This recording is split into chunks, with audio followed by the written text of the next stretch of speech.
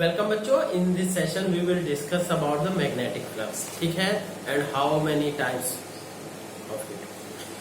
Students, आप सभी पिछले उसमें पढ़े हो कि इलेक्ट्रिक फ्लक्स क्या होता है, ठीक है।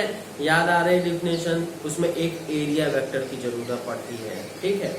तो अब यहाँ पे भी वही सेम डिफिनेशन होगी, पर क्या है, थोड़ा सा डिफरेंस क्रिएट होता है। इलेक्ट्रिक फील्ड लाइंस की जगह प्लेस पे मैग्नेटिक लाइंस ऑफ फोर्स आएगी, ठीक है। तो ये हम सब देखते हैं, ठीक है।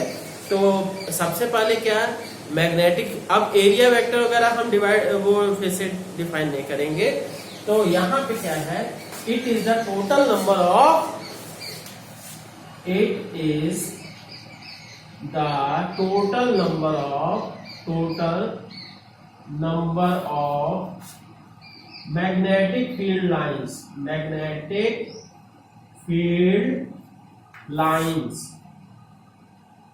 it is the total number of magnetic field lines passing normally through an area, passing normally through an area, ठीक है। किसी एरिया में से नॉर्मली पास हो रहा है, नॉर्मली ध्यान रखिएगा। तो अब क्या है कि इसके डिफिनेशन के बेसिस पे phi equals to B dot D S कहिए, ठीक, कि कोई एरिया है। तो अब ये मान लेते हैं जी, ये मैग्नेटिक फील्ड लाइंस है, ठीक। अब ये एरिया आपका, this one is the area, ठीक, this one is the area. और एरिया वेक्टर बच्चों आपको पता होना चाहिए, this one will be the magnetic field, है ना। तो एरिया वेक्टर आपका क्या होगा, area vector is a vector, याद कीजिए definition, area vector is a vector perpendicular to the area, ठीक, through its centre, and whose magnitude will be equal to the area, magnitude of area of that ये particular surface, ठीक है। this is the area A, या कहिए this is the ds, so ये this theta। तो अब क्या है, phi equals to, you can say phi equals to b ds cos theta, is that clear? तो अब इस बेसिस पे क्या, इफ ये सिंस थीटा इक्वल्स टू, ये क्या है, क्योंकि बच्चों ये देखिए यहाँ पे नॉर्मल कंपोनेंट हो जाता है इसीलिए, ठीक है। तो मतलब D S cos theta is the ये component of area vector along the magnetic field, ठीक। तो ये हो गया। तो अब ये हम कर दे रहे हैं, अब इसमें कोई कंडीशन कि if theta equals to 90 degree, sorry theta equals to 0 degree, 0 degree होने का मतलब ये क्या है, surface, this surface will be perpendicular to the magnetic field. तो अब क्या है, मैग्नेटिक फील्ड के परपेंडिकुलर हो जाएगा, then you can say phi will be equals to, that you can say phi will be equals to, क्या हो जाएगा जी, phi will be equals to, ये cos 0 इक्वल्स टू 1, तो phi will be equals to B D S, इसको that will be the maximum value ये हुई, ठीक है। अब दूसरी बात कहें कि if theta equals to 90 degree, 90 degree मतलब ये क्या है, इसके अलोंग, और एरिया वेक्टर क्या है, इसके परपेंडिकुलर हो गया। तो एरिया वेक्टर परपेंडिकुलर होने का मतलब ये क्या है, दिस प्लेन जो ये ऐसे है, ये प्लेन बिल्कुल ऐसे हो गया। तो then what will be the situation, there will be no magnetic field related to, magnetic field line related to this surface. So cos 0 90 will be equals to 0, so you can say phi equals to b, sorry सीधे 0, ठीक। अब इसके बाद third situation क्या आती है कि क्या दे रहे हैं थर्ड में, क्या कि if theta equals to if theta equals to 180 degree, then you can say phi will be equals to cos 180 degree equals to -1, है ना। cos 180 डिग्री इक्वल्स टू -1, तो इसलिए क्या है minus B D S, so negative flux. Is that clear?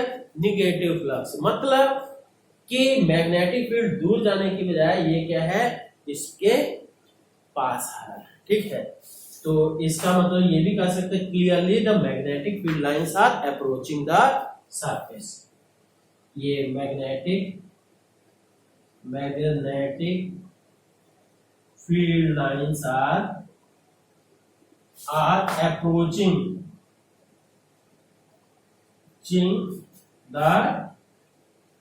approaching the surface. Is that clear? Surface को approach कर रही है, क्लियर। तो अब बच्चों क्या है, ये मैग्नेटिक फ्लक्स को पूरे छोटे से एरिया के लिए हम बात कर रहे थे अभी। फॉर कंप्लीट सरफेस तो क्या है, फॉर कंप्लीट सरफेस के लिए क्या हो जाएगा, फी डी फाई। अभी क्या है, since you know D phi equals to B dot D S, ठीक। तो अब क्या है कि इसको इंटीग्रेट करेंगे, तो इंटीग्रेट करने का हो जाएगा फॉर कंप्लीट सरफेस कर देते हैं, फॉर कंप्लीट सरफेस क्या हो जाएगा, ये इसकी बजाय यहां पे कर दे रहे हैं, ठीक। तो अब क्या हो गया, इसका डी फाई का इंटीग्रेशन फाई हो गया और बी डी एस, ये कहिए चाहे ऐसे कहिए, ठीक, एस सरफेस, ठीक है। यहां कहिए क्या सरफेस को, और यहां तो ये क्या है B D S cos theta, ठीक, ये भी सरफेस इंटीग्रल। अब एक चीज और, क्लोज सरफेस के लिए ऊपर क्या है गोला पड़ जाएगा, ठीक है, फॉर कंप्लीट। और क्लोज, यहां देखिए क्लोज सरफेस हमने नहीं कहा, केवल कंप्लीट सरफेस के लिए इंटीग्रेशन करेंगे, ठीक है। अब देखते हैं जी इसका यूनिट क्या है, SI unit weber, WEBER weber, इस एसआई यूनिट, और इसको कैसे लिखते हैं WB, ठीक है। अब इसका ये डायमेंशन क्या है फाई का, ठीक है,